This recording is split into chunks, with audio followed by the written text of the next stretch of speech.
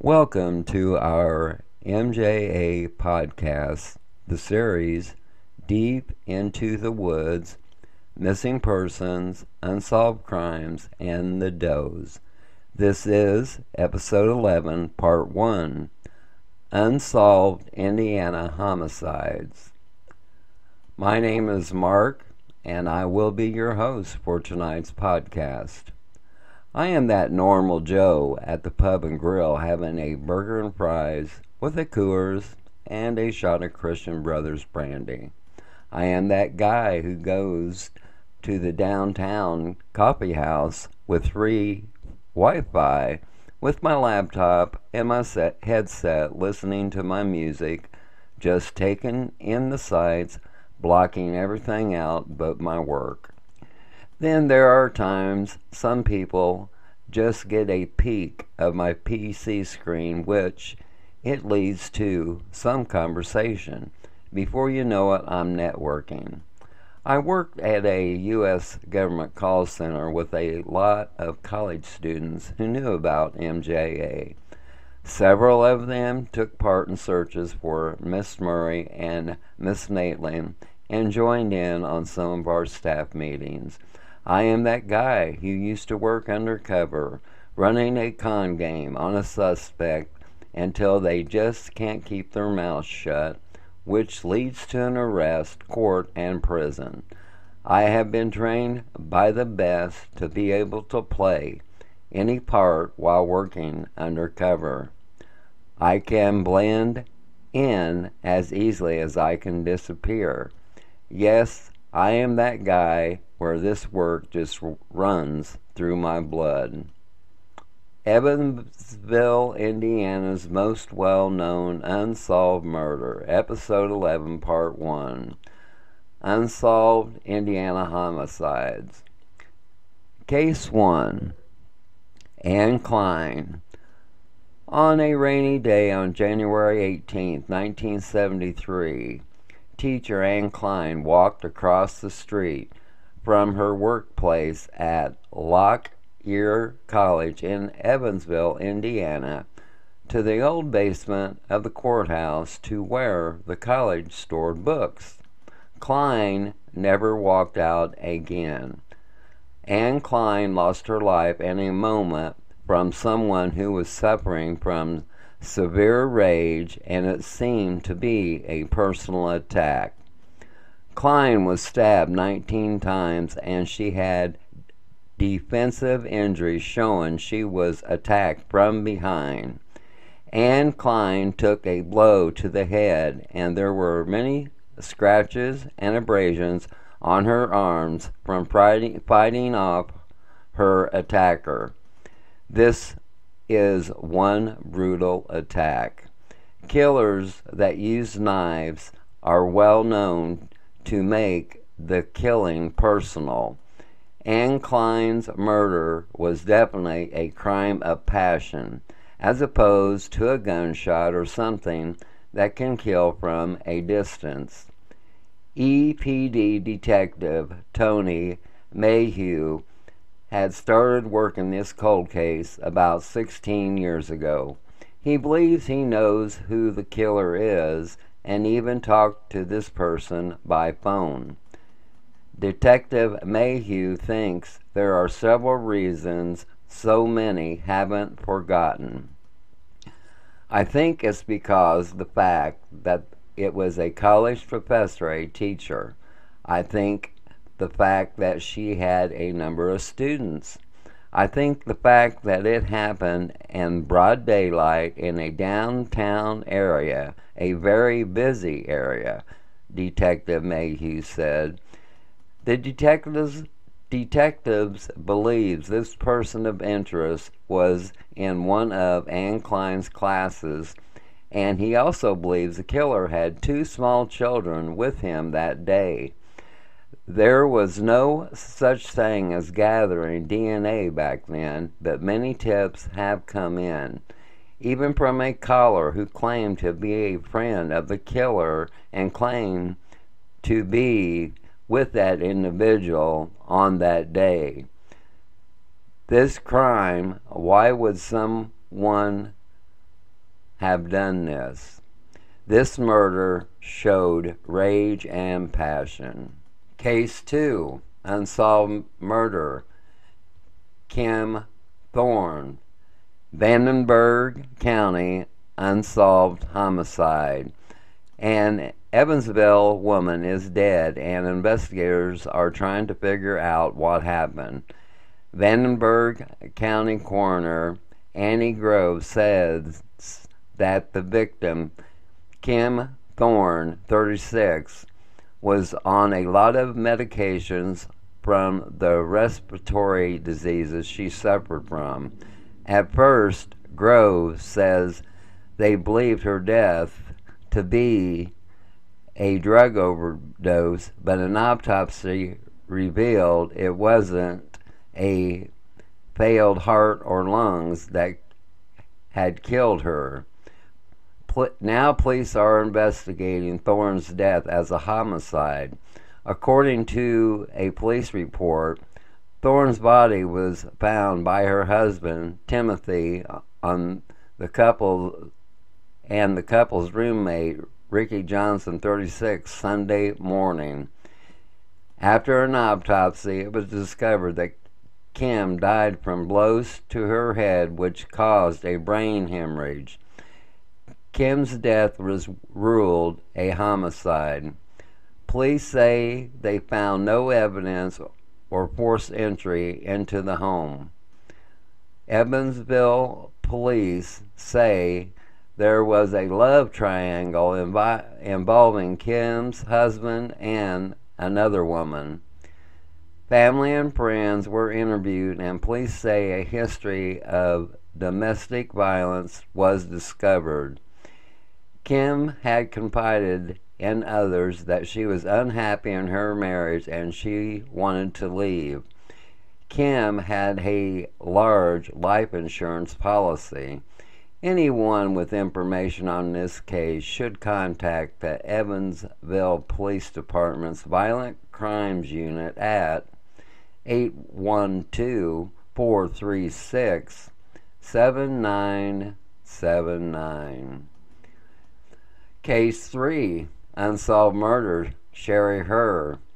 On October 13th, 1989, Sherry Herr was found beaten to death in her bedroom in Warren, Indiana. The 18-year-old Herr was killed with a blow to the head and then stabbed in the throat with scissors on October 13th, 1989, in her home near Dillman in southwestern Wells County. Police said there was no forced entry to the home and Herr had not been sexually assaulted. Case 4, Unsolved Homicides of Bruce and Margaret Moser. On January 4th, 1978, husband and wife Bruce and Margaret Moser were tied up and fatally shot in their Wells County home. Location of offense: State Road 3, 1/8 north of Wells and Blackford County line. On January 4th, 1978, Bruce Moser went home to pick up his wife for an appointment in town. Both Bruce Moser and his wife were tied up during the course of a crime. Margaret Moser was sexually assaulted and both victims were shot several times in the head, leaving a small child alive and alone in the residence. Case 5. Indiana State Police needs help solving 1988 murder of Keila Waddell, a Medora teacher. Location of crime: personal residence in Medora, Indiana. Keila Waddell was well known in the Medora community in rural Jackson County. The 33-year-old Waddell was a teacher at the Medora Elementary School. She was a mother of 3 small children, a son, and his younger twin brother and sister. Keila lived in a mobile home located behind her mother and father's residence in Medora. Keila was last seen alive in the evening hours on August 17, 1988. Keila Waddell was murdered in the overnight or morning hours between August 17th and August 18th, 1988. Keila Waddell's lifeless body was discovered in her mobile home by her mother in the morning hours of August 18, 1988. It was discovered that Keila had been bludgeoned to death in her bedroom. Her children are now grown. Her parents have died, yet there is no resolution to her murder. Several persons of interest were questioned, but her killer still walks free. The Indiana State Police needs the public's help. Case 6. Unsolved homicide, 11-year-old Brandy Peltz. Location of offense: residence on Old US 31 south of Argos, Indiana, located in Marshall County. On December 11th, 1986, Brandy Peltz, 11 years old, was found dead in her home, floating face down in a bathtub full of water. An upstairs bedroom of the residence was set on fire. Cause of death was strangulation. The victim was found by a passerby who noticed the second story of the residence was on fire and an apparent cover-up. Who stopped to see if anyone was inside. Peltz was sick that day the incident took place and was home alone from school. No one has ever been arrested in connection with the murder, and her case joined the Indiana State cold case files. Many residents hate to see something like that happen to a child and to see them be forgotten about. The young girl's death changed the town of Argos. People started locking everything up, started watching their children much closer because there was true fear that there would be another victim. It took the innocence out of Argos, Indiana, with the victim being so young. The crime was so brutal. This victim needs justice. Anyone with information is asked to contact the Indiana State Police. Let's take a pause for the cause, and when we come back in a moment, our guest for tonight's podcast is Dan.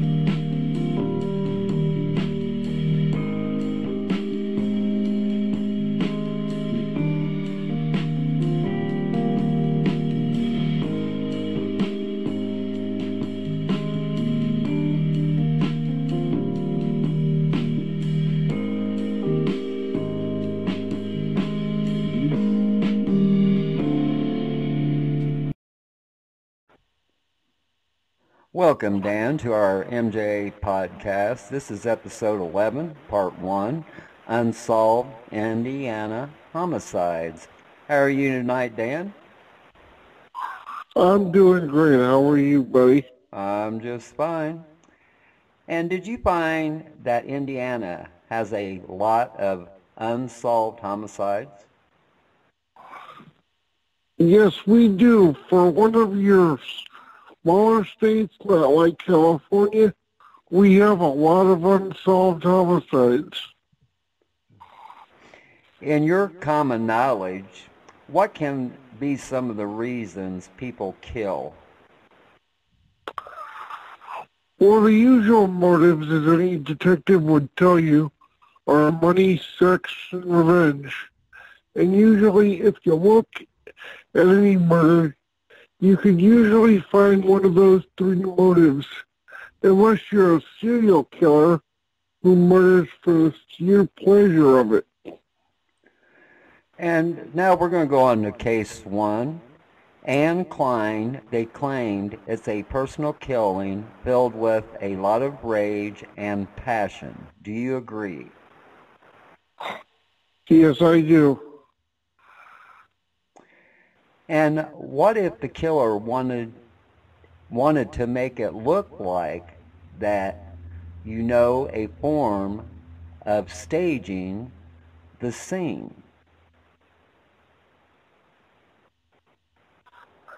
You think that's a possibility?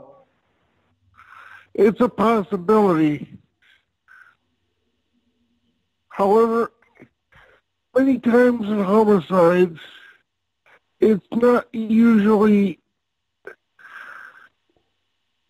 hard to do staging if it's highly personal. Because when it's highly personal, you use staging to cover up a crime because you don't want to get caught. Okay.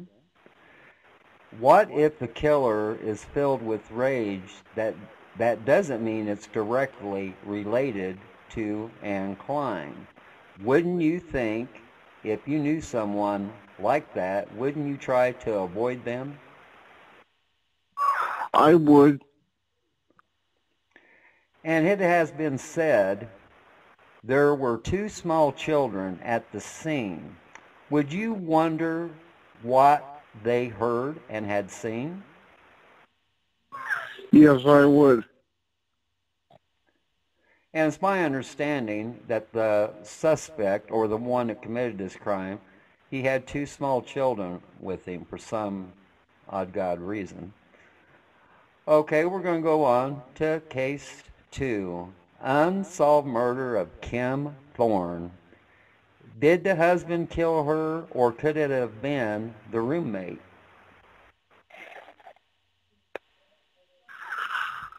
It could have been the roommate, but more than likely it was the husband, in my opinion. Kim Thorne was 36 years old, but was on a lot of medications for the respiratory diseases she suffered from. Do you think they tried to make it look like an accident? Yes, because if you're the husband, it goes back to what we were talking about a second ago with staging. If he has a respiratory illness like that, it works to his advantage to use that illness to murder his wife. And even if it was the roommate, again, it works to his advantage. Because if the police are looking at another avenue of investigation that isn't you have a much higher chance of getting away with the crime. Okay, it was stated that her and her husband, and they had a male roommate. Wouldn't you think the husband and the roommate would be the top 2 suspects? In my opinion, yes. Given Kim Thorne's age and victimological profile, I would say that the 2 most likely suspects are her husband and her roommate. And could it be a possibility that it was only one of them that had to do it, or maybe they done it together. Do you think that's possible? That's entirely possible. Okay, we'll move on to case 3. Unsolved murder of Sherry Herr. Wouldn't you think that the circumstances of this case is personal? Yes, indeed I would. Okay, there was no forced entry. Her must have known the person, or they found a way in. The using of scissors is another personal connection. If they were already in the house, then I don't think the person wanted to hurt her. No sexual assault on the 18-year-old female. Wouldn't you say that's unusual? Not necessarily if it was a personal killing, especially with the use of a weapon like scissors. It may be that the killer didn't plan her murder. Anytime you find a weapon of opportunity used in a homicide, it might mean that the killer didn't necessarily plan out the whole crime, and that it was instead a killing of rage or passion. Okay, on to case 4, the unsolved homicides of Bruce and Margaret Moser. On January 4th, 1978, husband and wife Bruce and Margaret Moser were tied up and fatally shot in their Wells County home. The big question is why. From all indications, the couple didn't do drugs or sell drugs. So what do you think the motive was for these murders? Could be financial. Anytime you have someone bound and shot in the head, that usually means some form of robbery or drug-related, because that's very professionally done. Serial killers don't usually do that, and you don't usually find that with forms of domestic homicide. And I believe there was only one child alive in the home. And do you think they left that child alive to get some type of mercy if they was ever caught? Not necessarily. It could just be the person who committed the crime didn't have the guts to kill a child. You see this a lot. People who think they're stone cold, but often when it comes down to the moment, they find they really don't have what it takes to look a child in the face and murder them. And did the Mosers have a secret life, or did they know a deadly secret? What's your opinion on that scenario? I'm not sure. I couldn't fully say there. I would think that they must have known something, because most people don't get tied up and shot in the head unless they were privy to information they shouldn't know. I've seen that in a couple cases where somebody was just sadly in the wrong place at the wrong time, and the wrong person think they had information that they either had or didn't have. Wells County, Indiana used to be a mellow county until the meth moved in. In 1978, we were a long way from meth and crack. So what could be the motive for these murders? Well, there's, like I said, money, obviously life insurance. I don't know if they were well-to-do people. There was also cocaine, even pot. In my town of Hobart, Indiana, the one triple homicide we had here involved the fire chief's daughter. And at the end of the day, it was just a simple marijuana deal worth a few $100 that caused the killer to tie 3 people up and shoot them in the head. It was the biggest homicide we ever had. So even though you might not think it's a big deal the reason that somebody would do something. That doesn't mean they won't do it. Case 5.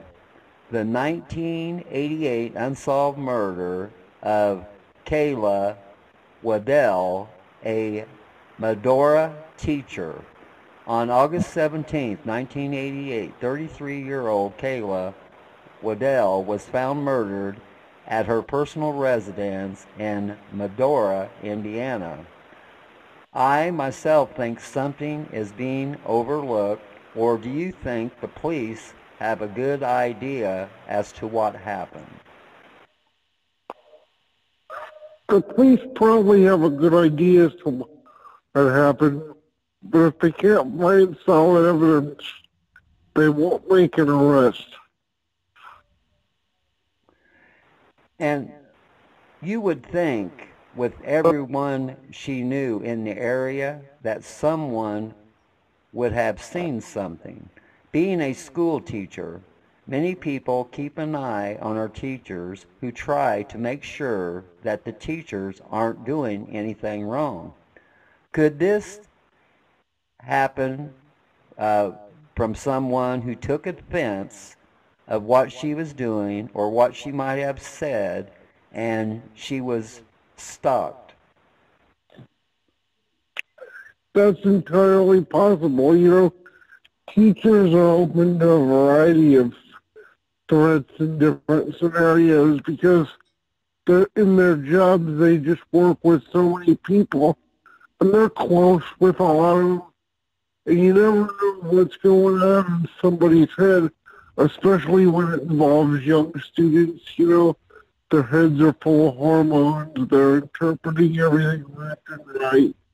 There's a lot going on with their heads, so you never know what kind of trouble she could have got into or who she could have made angry for whatever reason. A lot of students just develop infatuations with their teachers. I'm sure as a kid there were teachers that you had a crush on. Oh, yeah. But or do you think it could be that Medora has a moral savior?